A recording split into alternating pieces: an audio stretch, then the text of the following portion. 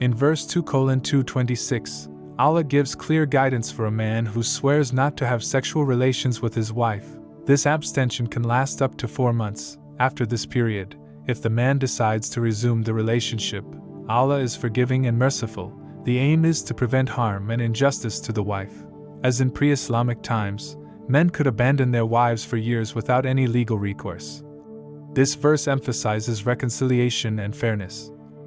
In verse 2:227, Allah acknowledges that if a couple's intention is divorce, He knows all things. This reminds us that God is aware of the deeper intentions behind every action. Verse 2:228 speaks about the waiting period for divorced women, which is 3 months. During this time, the woman should not hide the pregnancy from her former husband if she's expecting. This verse also reminds us that men and women have mutual rights, but men are given a degree of responsibility, which ensures that they care for their families and wives.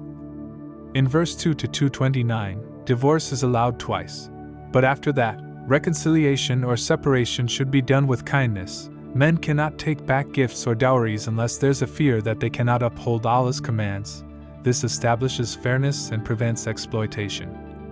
Verse 2:230 states that after an irrevocable divorce, a man cannot remarry his wife until she marries and divorces another man.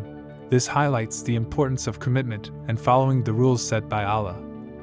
In 2:231, Allah advises that once the waiting period is over, the man should either reconcile or release the woman honorably. The divorce should not be used as a means to harm the other. This ensures respect for each other's dignity and rights. Verse 2:232 emphasizes that after the waiting period, if a woman and her ex-husband mutually agree, they can remarry. This highlights the importance of mutual consent in marriage and divorce. In verse 2:233, it discusses the responsibility of the father during breastfeeding and child-rearing.